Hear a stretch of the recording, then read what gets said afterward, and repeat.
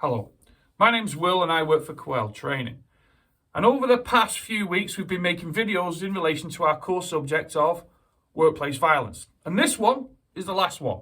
This one is going to talk about tertiary. Now, tertiary is the support element. What things should be in place to support the staff, especially after an incident? The one thing I put across to clients when I first start talking about tertiary and things like that in relation to incidents, I always say one of the most important things is acknowledgement. Sounds funny, but it's true. Making sure the staff member affected or the colleagues are all aware that the organisation takes this serious. It improves morale, it improves their emotional status, and it also encourages everybody else to follow procedures and the training. Ignoring that can sometimes damage a company immensely. I then say to him, well, okay, then let's look at tertiary effects. Let's look at the support element. Is it working? In the sense of if you're using counselling. Yeah, you've had counselling for years, but does it need to be amended? Does it need to be changed? Is it working? Some people don't like to use counselling. They don't like to see it. Some people see it as, oh, it's a waste of time, or it can be, shall we say, a sign of weakness, which I try to talk people out of it all the time. What I also then say is, let's look at the training. Do we need to improve on training? Do we need to improve on the procedures? Does the risk assessment have to be adjusted? Do we not need to start from scratch? Now, it probably seems to you, well, that seems like a lot of work. Not really, but isn't that important for the importance of staff safety? You decide sitting there. But I want to give you an example, just a clear example, just to show you when staff are not taken serious on reporting, recording or support, how it can affect an organisation. Now, at the weekend, I went out to buy an item. Simple enough, went out to go to a store to pick up an item that I needed.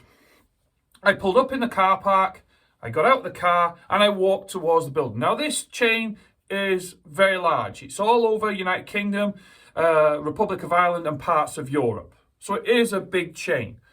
Now, as I approached the store, you had an entrance and you had an exit. And as I was approaching the entrance part of it, I noticed to my right an individual going in through the exit part. Just walked in. So I went in through parallel on the actual entrance part. And when we went in the store, we split. Now, I noticed the store was very empty. I noticed there wasn't many people around. In fact, I only spotted 2 staff at that time. And the till was right by the entrance and exit. And that individual went in, disappeared. And I knew something was wrong.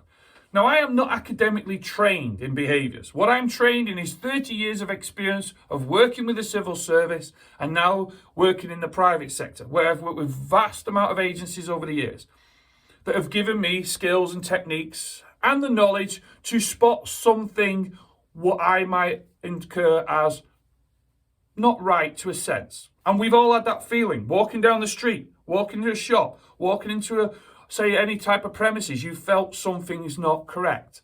Now, what I wanted was right by the door.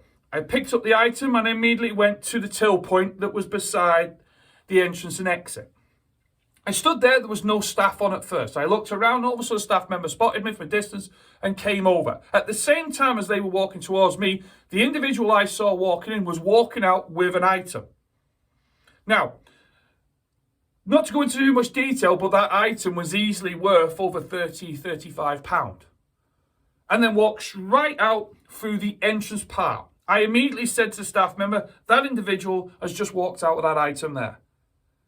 The staff member went, and I said, whoa, you've got CCTV here. That's evidence. I said, where's your manager? And they said, well, no one listens anyway. And I said, well, point out your manager. And they pointed the manager out. I paid for my item. I went straight over to the manager to introduce myself. I said I didn't want to be a pest, but I just want to inform you, I've just seen an individual walk out with an item. I could see it clearly in their hands. If you go and check your CCTV, here's the time. I'm sure you'll find it. To me, they gave me the impression that was too much hassle. It was too much, well, what's the point? And I asked them outright, why wouldn't you report that to your head office? Their words to me was, they'll just put it down as a loss. To be honest, the staff members I met were deflated. Now, what I did point out to them was this. See that happening there and then might seem simple to them and you watching now. But what that incurs is a behaviour. What happens then is more people will do the same if they see that store as a soft target. And then what will happen is you'll get a staff member without the proper guidance, without the proper training, and not even the proper support, will challenge an individual, and it won't end well. They might think in their head they'll end up a hero, but it never works that way, because that's the industry I work within. That store needs to think of its own risk factors within that for the long term. I have, believe it or not, this morning emailed the organisation and told them what I found. And I was more than happy to write a statement. But that's easy for me to do because this is my world. What they do, we'll see. So I ask you now, while you're sat watching this, is to think to yourselves, what do we need to put in place as well as the primary, the preventative measures, the secondary in the sense of the training, and lastly now the tertiary, the support mechanisms. Because that staff's now behaviour is now a risk. On that, I want to thank you for the ones that have sent us comments and spoken to me on Zoom and also sent me, shall we say, encouragement, which I very much appreciate. I have been asked to do certain videos, which I'm going to consider moving forward, but I don't want to flood the market with videos because it'll only put you off watching. So I think once a week or now and again, 2 a week will probably suffice. But please don't hesitate to get in touch and ask questions. I am not the knowledge of all within workplace violence because the sector is vast, but I do have the right connections and the right information I can get hold of to help people. On that, as always, stay safe whatever you're doing, and thank you for watching.